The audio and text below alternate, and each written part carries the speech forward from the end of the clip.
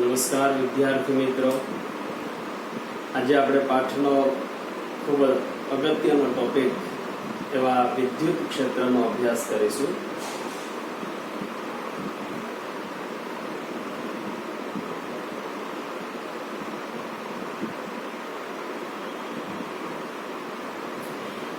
ગયા લેક્ચરમાં આપણે વિદ્યુતભાર વિશેની જે કંઈ પણ માહિતી આ પાઠની અંદર આપેલી છે તે વિદ્યુતભારને બરાબર આપણે સમજ્યા છીએ.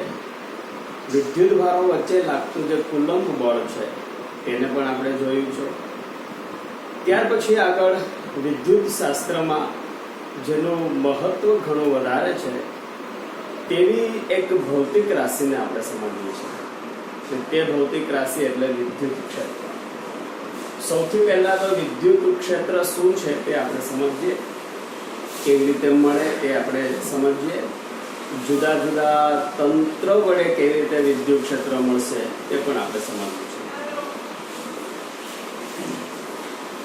આપણે કોઈ બિંદુવત વિદ્યુતભારની વાત કરીએ તો ધારો કે કોઈ એક બિંદુ પાસે Q જેટલો વિદ્યુતભાર છે. હવે આ વિદ્યુતભારની નજીક ધારો કે અહીંયા અન્ય કોઈ એક વિદ્યુતભાર આપણે મૂકશું સ્મોલ q જેટલો, તો આ કેપિટલ Q વિદ્યુતભાર એ સ્મોલ q વિદ્યુતભાર ઉપર બળ લગાવે છે. ધારો કે આ બંને વચ્ચેનું અંતર જો r હોય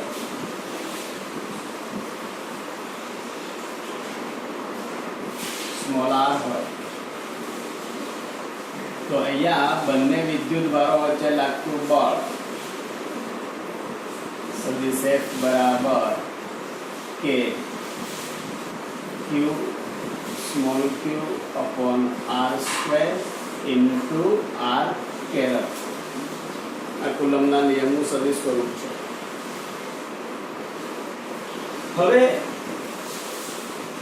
આપણે અહીંથી આ વિદ્યુતભારને હટાવી લઈએ, દૂર કરીએ,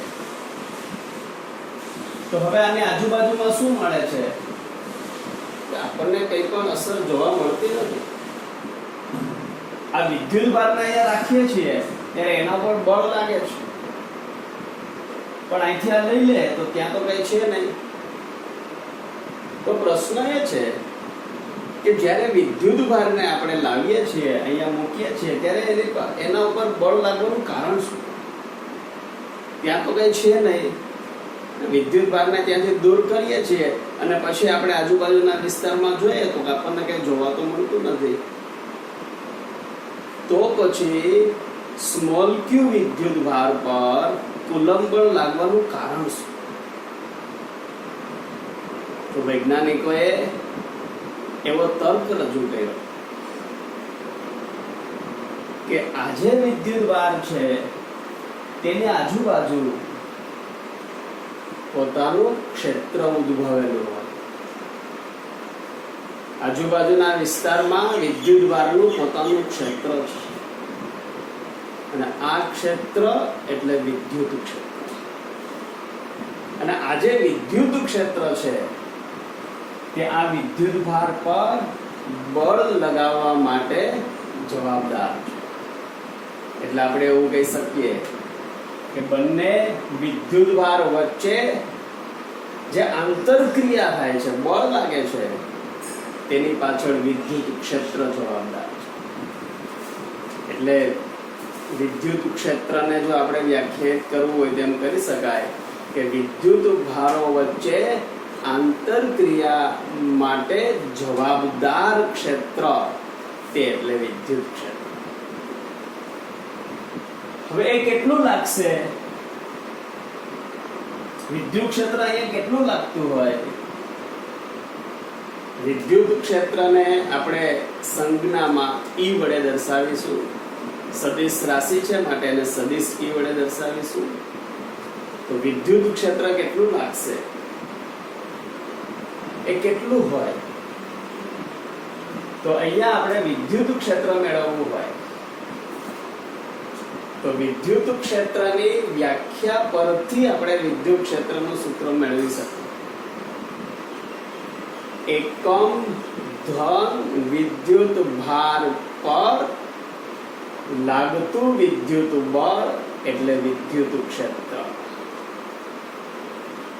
એકમ ધન વિદ્યુત ભાર પર લાગતું વિદ્યુત બળ એટલે વિદ્યુત ક્ષેત્ર. એટલે અહીંયા વિદ્યુત ક્ષેત્ર મેળવવા માટે સદિશ E બરાબર, જો આ વિદ્યુત ભારનું મૂલ્ય આપણે 1 એકમ લઈએ, આપણે એમ કહીએ છીએ એકમ ધન વિદ્યુત ભાર પર લાગતું બળ, તો આનું મૂલ્ય આપણે 1 એકમ લઈ લઈએ તો આ જે બળ છે તે વિદ્યુત ક્ષેત્ર બની જાય. એટલે K Q upon R square into R caret. તો આજે સમીકરણ મળ્યું છે તે બિંદુવત વિદ્યુત ભાર વડે ઉદ્ભવતા વિદ્યુત ક્ષેત્રનું સમીકરણ. એક વખત કોઈ બિંદુ પાસે આપણને વિદ્યુત ક્ષેત્ર મળી જાય, આ બિંદુ પાસે આપણને વિદ્યુત ક્ષેત્ર આટલું મળ્યું, પછી આ બિંદુ પાસે ગમે તે મૂલ્યનો વિદ્યુત ભાર આપણે લેશું તો તેના ઉપર લાગતું બળ સરળતાથી મળી શકે. અને એ બળ છે તે આ સૂત્ર ઉપરથી મળશે, સદિશ F બરાબર Q into સદિશ E, જ્યાં E એટલે આપેલા બિંદુ પાસેનો વિદ્યુત ક્ષેત્ર. વિદ્યુત ક્ષેત્રનું જે આપણને સમીકરણ મળ્યું છે તેમાં R એટલે આપેલા જે સંદર્ભ વિદ્યુત ભાર છે તેનાથી જે તે બિંદુનું અંતર છે. જેમ અંતર બદલશે તેમ વિદ્યુત ક્ષેત્રનું મૂલ્ય બદલશે. એટલે આ વિદ્યુત ભાર છે તેનું આજુબાજુના અવકાશમાં જુદા જુદા બિંદુ પાસે જુદું જુદું વિદ્યુત ક્ષેત્ર. જેમ દૂર જઈએ એમ વિદ્યુત ક્ષેત્ર ઓછું થતું જશે. અને તેથી કોઈ એક બિંદુ પાસે વિદ્યુત ક્ષેત્ર નક્કી થઈ જાય, ધારો કે આ બિંદુ પાસે વિદ્યુત ક્ષેત્ર આપણને મળ્યું, પછી આ બિંદુ પાસે ગમે તે મૂલ્યનો વિદ્યુત ભાર આપણે મૂકશું તો તે વિદ્યુત ભાર પર લાગતું આપણને બળ મળે, જે આ સૂત્ર ઉપરથી આપણને મળશે. Q નું મૂલ્ય 1 એકમ લઈએ તો બળ અને વિદ્યુત ક્ષેત્ર બંને સમાન થઈ જાય. વિદ્યુત ક્ષેત્રની વ્યાખ્યા અનુસાર એકમ ધન વીજભાર પર લાગતું બળ એટલે વિદ્યુત ક્ષેત્ર. અહીંયા કોઈ પણ બિંદુ પાસે વિદ્યુત ક્ષેત્ર નક્કી કરવું હોય તો તે બિંદુ પાસે આપણે ખૂબ જ સૂક્ષ્મ મૂલ્ય ધરાવતો વિદ્યુત ભાર લાવવો પડે, અથવા એકમ ધન વિદ્યુત ભારને ત્યાં મૂકવો પડે. આ બિંદુ પાસે વિદ્યુત ક્ષેત્ર નક્કી કરવું છે તો આ બિંદુ પાસે આપણે એકમ ધન વીજભારને મૂકવો પડે. આવો જે વીજભાર છે તેને પરીક્ષણ વિદ્યુત ભાર કહેવાય. અહીંયા જે આ વિદ્યુત ભાર છે એ પરીક્ષણ વિદ્યુત ક્ષેત્ર નક્કી કરવા માટે વપરાતો વિદ્યુત. અને આ જે વિદ્યુત ભાર છે એ જે વિદ્યુત ક્ષેત્ર ઉત્પન્ન કરે છે એને સ્રોત વિદ્યુત ભાર કહેવાય.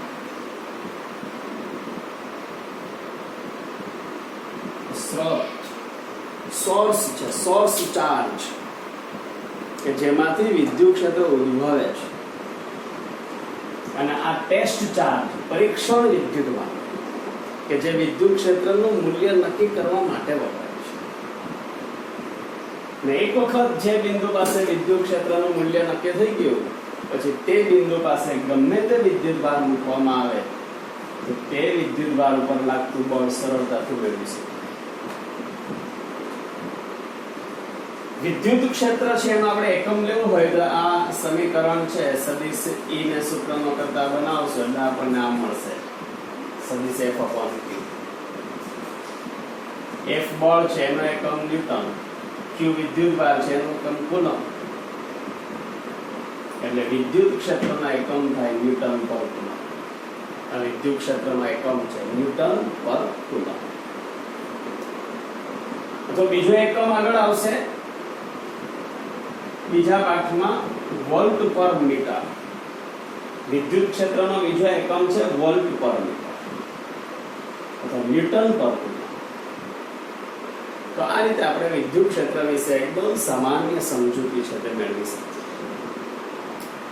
જુદા જુદા તંત્રો માટે વિદ્યુત ક્ષેત્ર જુદી જુદી રીતે મેળવી શકાય. આપણે JEE અને NEET ને જો ધ્યાનમાં લઈએ તો જુદા જુદા તંત્ર વડે ઉદ્ભવતા વિદ્યુત ક્ષેત્રના જે સમીકરણો છે તેને આપણે કાયમી યાદ રાખવા, કારણ કે આ સમીકરણો પરથી આપણે તરત જ જવાબ મેળવી શકીએ. જુદા જુદા વિદ્યુતવાળી તંત્ર હોય એના વડે ઉદ્ભવતું વિદ્યુત ક્ષેત્ર કેટલું મળતું હોય તે વિદ્યુત ક્ષેત્રના સમીકરણ આપણે યાદ રાખવા. દાખલા તરીકે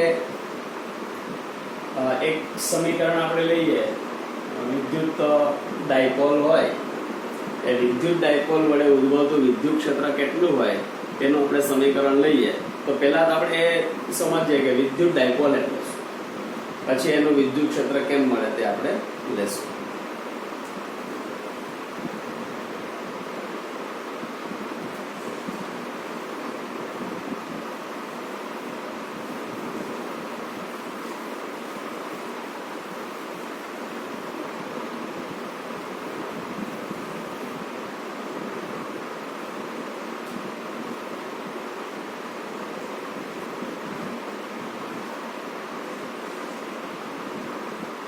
વિદ્યુત ડાયપોલ.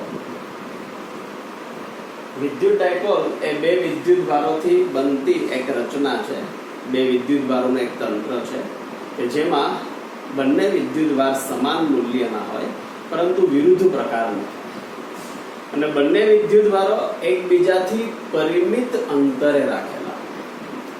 આવી રીતે આપણે વિદ્યુત ડાયપોલને દર્શાવી શકીએ. ધારો કે કોઈ એક બિંદુ પાસે આપણે ધન વીજભાર લઈએ, બીજા એક બિંદુ પાસે આપણે ઋણ વીજભાર લઈએ. બંને વિદ્યુત ભારો વચ્ચેનું અંતર અહીંયા આપણે 2a લઈએ. કોઈ પણ લઈ શકાય, પણ સામાન્ય રીતે દરેક જગ્યાએ બંને વિદ્યુત ભારો વચ્ચેનું અંતર 2a વડે દર્શાવેલું છે, એટલે અહીંયા આપણે 2a અંતર રાખીશું. તો આજે રચના તૈયાર થાય અને વિદ્યુત ડાયપોલ કહેવાય. ડાય એટલે બે, પોલ એટલે ધ્રુવ. અહીંયા ધ્રુવ મતલબ વિદ્યુત ભાર, એક ધન એક ઋણ. આ જે તંત્ર છે એને વિદ્યુત ડાયપોલ કહેવાય. એને રીતે વ્યાખ્યાયિત કરી શકીએ આપણે કે એકબીજાથી પરિમિત અંતરે રહેલા, પરિમિત એટલે માપી શકાય તેવું અંતર, બહુ વધારે નહીં, એકબીજાથી પરિમિત અંતરે રહેલા સમાન મૂલ્યના, બંનેના મૂલ્ય સરખા હોય, વિરુદ્ધ પ્રકારના, વિરુદ્ધ છે એક ધન છે ઋણ છે, વિરુદ્ધ પ્રકારના વિદ્યુત ભારોથી બનતી રચનાને અથવા બનતા તંત્રને વિદ્યુત ડાયપોલ. વિદ્યુત ડાયપોલ છે. વિદ્યુત ડાયપોલ સાથે સંકળાયેલી એક મહત્વની ભૌતિક રાશિ છે વિદ્યુત ડાયપોલ મોમેન્ટ, જેને P વડે દર્શાવવામાં આવે છે. સદિશ રાશિ છે, તેથી એને આપણે સદિશ P વડે દર્શાવીએ. વિદ્યુત ડાયપોલ મોમેન્ટ, વિદ્યુત ડાયપોલ મોમેન્ટ. આ વિદ્યુત ડાયપોલ મોમેન્ટ કેટલી હોય તેનું સૂત્ર છે સદિશ P બરાબર Q ઇન્ટુ સદિશ 2a. અથવા નું મૂલ્ય દર્શાવવું હોય આપણે તો માનાંકમાં સદિશ P બરાબર Q ઇન્ટુ માનાંકમાં સદિશ 2a. વિદ્યુત ડાયપોલ મોમેન્ટ, આનો એકમ થશે કુલમ ઇન્ટુ મીટર. આ વિદ્યુત ભારનો એકમ કુલમ, 2a અંતર છે એનો એકમ મીટર, એટલે વિદ્યુત ડાયપોલ મોમેન્ટનો એકમ થશે કુલમ ઇન્ટુ મીટર. વિદ્યુત ડાયપોલ મોમેન્ટ સદિશ રાશિ છે, તેથી એની દિશા હોય તો એની દિશા કઈ કે વિદ્યુત ડાયપોલ મોમેન્ટની દિશા હંમેશા ઋણ વિદ્યુત ભારથી ધન વિદ્યુત ભાર તરફ દર્શાવવામાં આવે છે. વિદ્યુત ડાયપોલ મોમેન્ટની દિશા હંમેશા ઋણ વિદ્યુતભારથી ધન વિદ્યુતભાર તરફ આ રીતે સદિશ P એની દિશા ઋણ વીજભારથી ધન વીજભાર. વિદ્યુત ડાયપોલ પરનો કુલ વિદ્યુતભાર 0 થાય કે જેટલો ધન એટલો જ ઋણ, એટલે કુલ વિદ્યુતભાર 0, પરંતુ વિદ્યુત ડાયપોલનું વિદ્યુત ક્ષેત્ર 0 થતું નથી. એનું કારણ કે આ બંને વિદ્યુતભારો અલગ અલગ સ્થાન ઉપર છે. જો એક જ સ્થાન ઉપર બંને હોત તો તેનું કુલ વિદ્યુત ક્ષેત્ર 0 થાય, પણ અહીંયા બંને જુદા જુદા સ્થાન ઉપર છે, તેથી ડાયપોલનું વિદ્યુત ક્ષેત્ર 0 થતું નથી. આવા વિદ્યુત ડાયપોલનું વિદ્યુત ક્ષેત્ર આપણે અલગ અલગ બિંદુ પાસે કેટલું હોય તે સૂત્રની મદદથી માપી શકીએ. વિદ્યુત ડાયપોલમાં આ બંને વિદ્યુત ભારોને જોડતી જે રેખા છે આને વિદ્યુત ડાયપોલની અક્ષ કહેવામાં આવે છે. આ વિદ્યુત ડાયપોલની અક્ષ અને વિદ્યુત ડાયપોલને જોડતી રેખાનું જે મધ્ય બિંદુ છે એ મધ્ય બિંદુમાંથી પસાર થતી અને અક્ષને લંબ હોય એવી જે રેખા છે, હા, આને ડાયપોલની વિષુવ રેખા કહેવાય. અને આ ડાયપોલની અક્ષ છે.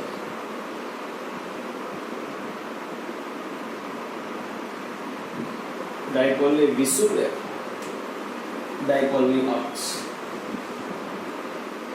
તો આપણે અહીંયા વિદ્યુત ડાયપોલની અક્ષ પર કોઈ બિંદુ પાસે કેટલું વિદ્યુત ક્ષેત્ર મળે એનું સૂત્ર લખવું છે. દાખલા તરીકે અક્ષ ઉપર આ બિંદુ પાસે કોઈ P બિંદુ છે, આ બિંદુ પાસે આપણે વિદ્યુત ક્ષેત્ર મેળવવું છે અને બિંદુ P એ ડાયપોલના મધ્ય બિંદુથી r અંતરે છે કે આ બાજુ કોઈ પણ બિંદુ પાસે આપણે લઈ શકીએ. ધારો કે બિંદુ P છે તે અહીંયા છે અને આ અંતર છે તે r જેટલું છે. તો આ P બિંદુ પાસે વિદ્યુત ક્ષેત્ર કેટલું, તો એનું સૂત્ર આપણે આ રીતે લખી શકીએ. સદિશ E ઓફ r એટલે કે મધ્ય બિંદુથી r અંતરે વિદ્યુત ક્ષેત્ર 2k PR upon r square minus a square all square into p kera. આ p એટલે ડાયપોલ મોમેન્ટ છે. r એ અંતર છે મધ્ય બિંદુથી આપેલા બિંદુ સુધીનું અંતર, અહીંયા સુધીનું. સ્મોલ a એટલે મધ્ય બિંદુથી આપેલા કોઈ વિદ્યુતભાર સુધીનું અંતર. બે વિદ્યુતભાર વચ્ચેનું અંતર 2a છે, તો કેન્દ્રથી એક વિદ્યુતભાર વચ્ચેનું અંતર a જેટલું થાય. તો આપણે અક્ષ ઉપર વિદ્યુત ક્ષેત્ર મેળવવું હોય ત્યારે આ સૂત્ર ઉપરથી મેળવી શકીએ. પણ ધારો કે અહીંયા આ જે અંતર છે r એ ખૂબ જ મોટું હોય, અને સ્મોલ a છે, આ અંતર છે તે સ્મોલ a છે. જો r greater than small a હોય તો એટલે કે r નું મૂલ્ય સ્મોલ a કરતા ખૂબ જ વધારે, એટલે આપણે અક્ષ ઉપર જે બિંદુ લઈએ છીએ એ ખૂબ જ દૂર હોય, તો એવી સ્થિતિમાં અહીંયા છેદમાં r વર્ગની સાપેક્ષે a વર્ગને આપણે અવગણી શકીએ, કારણ કે r નું મૂલ્ય ખૂબ જ મોટું છે. તો અહીંયા આપણે a વર્ગને અવગણીએ તો છેદમાં શું વધે, r વર્ગ અને a નો વર્ગ એટલે r ની 4 ઘાત. તો હવે આપણે આને આમ લખી શકીએ. સદિશ E of r બરાબર 2kp upon r ઘન into p. છેદમાં r ની 4 ઘાત આવશે, પણ અંશમાં પણ એક r છે એટલે કેન્સલ થશે, એટલે છેદમાં r નો ઘન આપણને મળે. અને વિદ્યુત ક્ષેત્ર કઈ દિશામાં? તો આ જે p કેરેટ છે તે દિશા દર્શાવે છે. p કેરેટ એટલે ડાયપોલ મોમેન્ટની દિશામાંનો એકમ સદિશ. ડાયપોલ મોમેન્ટની દિશાના તરફ હોય, ઋણથી ધન વિદ્યુતભાર તરફ. તો અક્ષ ઉપર વિદ્યુત ક્ષેત્ર કઈ દિશામાં? તો કે ડાયપોલ મોમેન્ટની દિશામાં. તો આમ આ સૂત્ર ઉપરથી અક્ષ ઉપર વિદ્યુત ક્ષેત્ર મેળવી શકાય. આપણું વ્યાપક સમીકરણ છે, અને જો આ શરતનું પાલન થાય તો આ સૂત્રનો આપણે ઉપયોગ કરી શકીએ. બીજું, વિષુવરેખા ઉપર વિદ્યુત ક્ષેત્ર કેટલું? આપણે એનું સૂત્ર લઈએ કે વિષુવરેખા ઉપર વિદ્યુત ક્ષેત્ર કેટલું?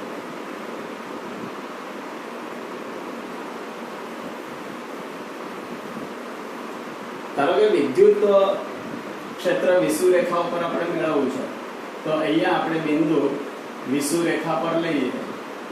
ધારો કે r અંતર અહીંયા કોઈ બિંદુ છે, આ p બિંદુ આપણે અહીંયા વિચારીએ, તો ત્યાં આપણને વિદ્યુત ક્ષેત્ર આ રીતે મળશે.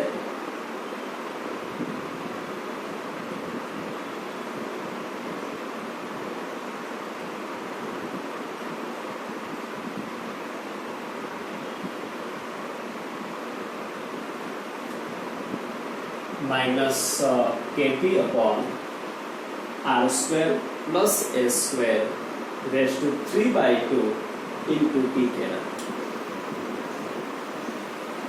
માઇનસ p કેરેટ અહીંયા આપણને મળે છે.